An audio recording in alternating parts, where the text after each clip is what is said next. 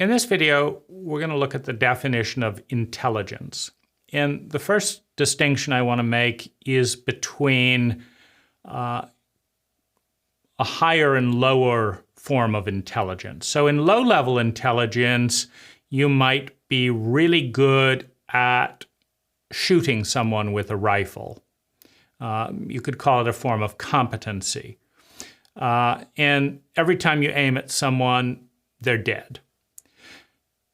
The higher form of intelligence is determining what is your goal. Is that a goal that is likely to bring more well-being for you? Because if you end up suffering more for each person that you kill, it's not necessarily very intelligent to go about killing people. Now, if you feel better sustainably for each person you kill, then you could argue it's a decent use of your time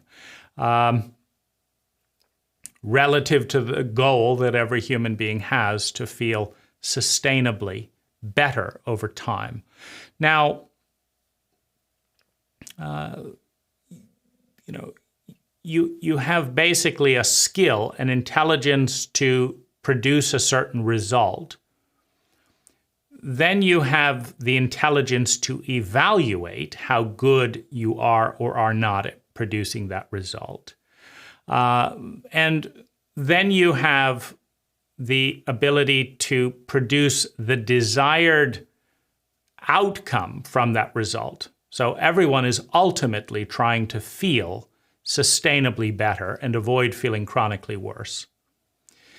And so the skills that you learn and become intelligent in, if you are intelligent in picking those skills, you will become increasingly sustainably more happy. It will take less and less time, money, and natural resources to make you more and more sustainably happy. So the highest form of intelligence is knowing what intelligence is. Because if you cannot define intelligence, if you don't know what is and isn't intelligent, then you're going to have a variety of other people telling you what is and is not intelligent. And since everyone wants to be intelligent, then you're going to go around doing what miscellaneous people say. If you were born in Victorian period, you might wear awkward top hats that knock off the low British, door ceilings as you walk in, and wear blistering wool business suits in the Sahara Desert when you go to do business and stuff. And you have to wonder at some point if conformity is really the same thing as intelligence. So intelligence is measured by the efficiency with which time, money, and natural resources are expended and organized per unit of sustainable well-being delivered. This is a mathematical reality. If you are highly intelligent, you take the time, money, and resources available to you, and you create a high state of sustainable well-being for yourself. And then those closest around you, and then those a little bit further around you.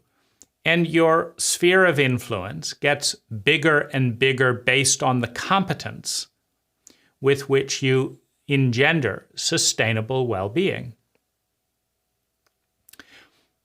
That is the highest form of intelligence. Someone who is incredibly stupid consumes vast amounts of time, money, and natural resources of their own and other people to make their own lives and the lives of those around them chronically worse. And the chronically and sustainable is a very important part of the definition of intelligence, because otherwise we might introduce everyone who hasn't gotten high on cocaine to the powder, because we all want to feel good, right?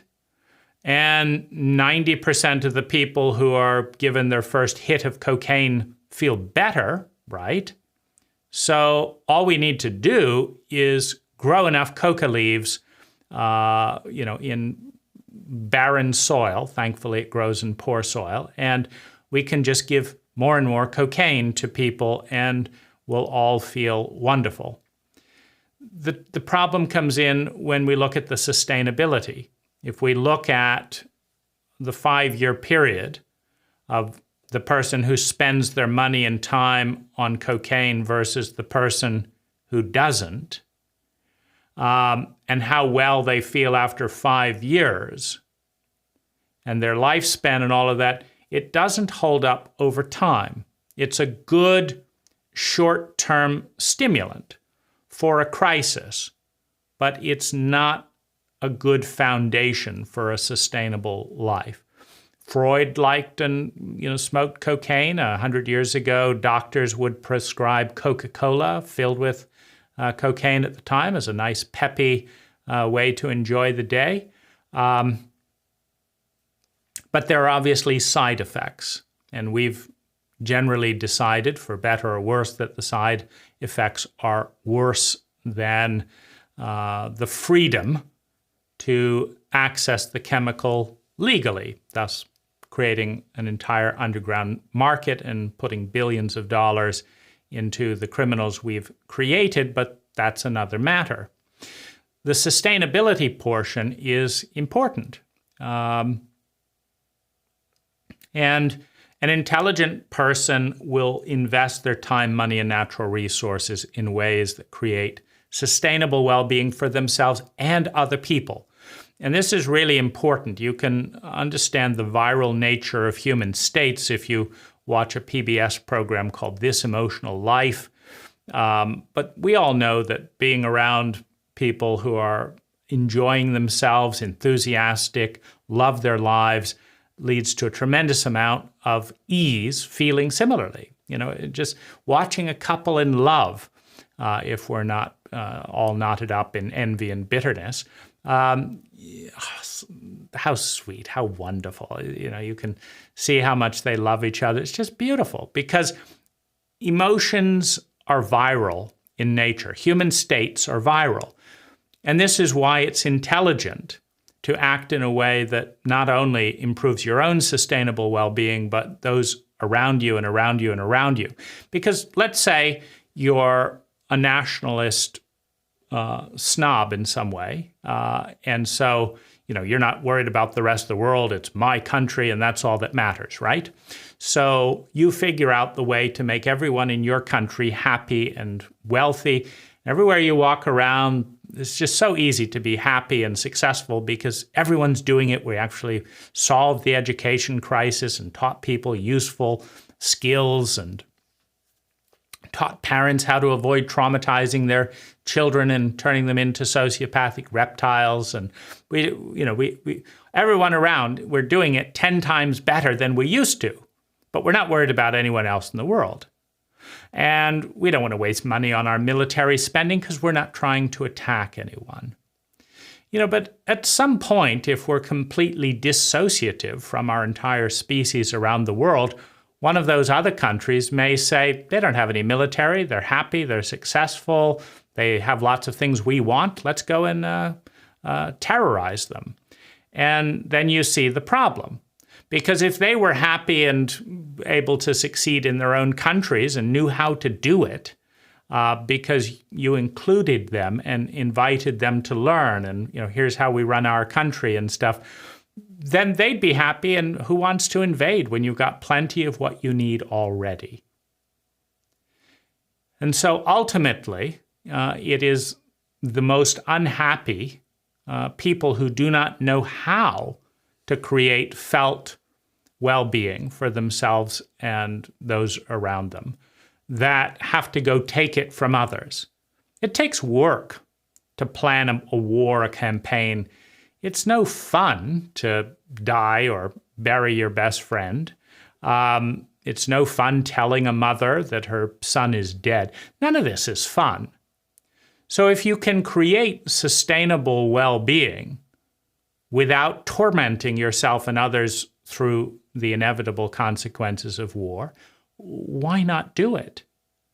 And if you show a good model of that and show the step-by-step steps and translate that into every language and make it freely available and send ambassadors to any country that wants it and let the people know, here's how we run our country, and we take care of every one of our own individuals in this way and this way and this way, and here's how we handle this, and here's where we're still learning.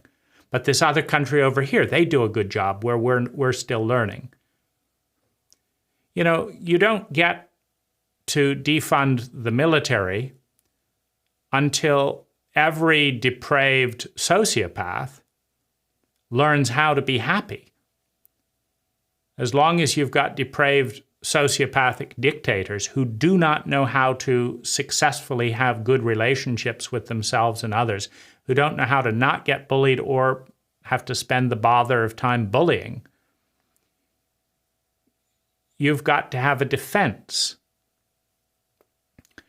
But when people know how to create sustainable well-being easier on their own and for those around them than they do by taking it from someone else, it is an intelligent thing to do to spend all of one's energy boosting the sustainable well-being of one's own people, whether that's your family, your community, your country, and less time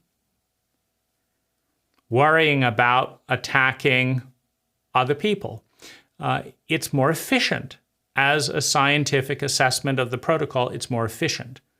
But it's a collaborative venture. So that's why you start small, but it has to keep going step by step around the planet.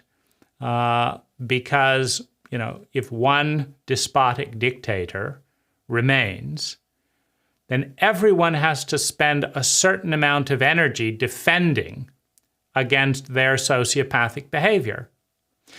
But it's worth questioning and looking for a moment, because it's no fun being a dictator. It's no fun being a sociopath. It may be more fun than being helpless and traumatized. But it is worth noting, since it's not all that fun to be a terrorist. Suicide isn't what any child is born aspiring to. How is it that so much of the world that has so much, how is it that so much of the world that has so much does not take an interest in not escalating certain pains for certain people, and through education and cooperation, reducing unnecessary suffering for those people so that the trauma level does not reach a point at which they flip and become reptilian, sociopathic people with a very smart brain, who are convinced, rightly or wrongly, that they are in a sociopathic world because they're in massive amounts of pain and no one's doing anything about it.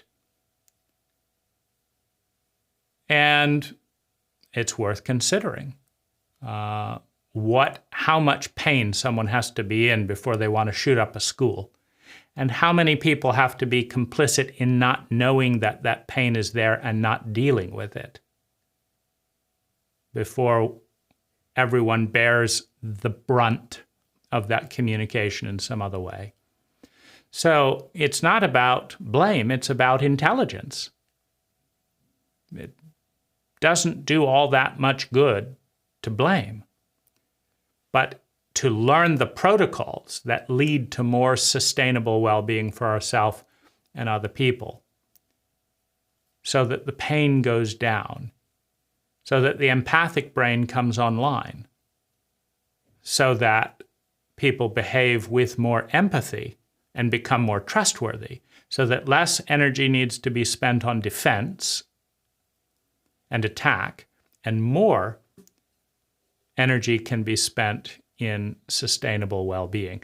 This is the definition of the pinnacle of intelligence, the efficiency with which time, money, and natural resources are expended to create sustainable human well-being for us and then a larger and larger group around us.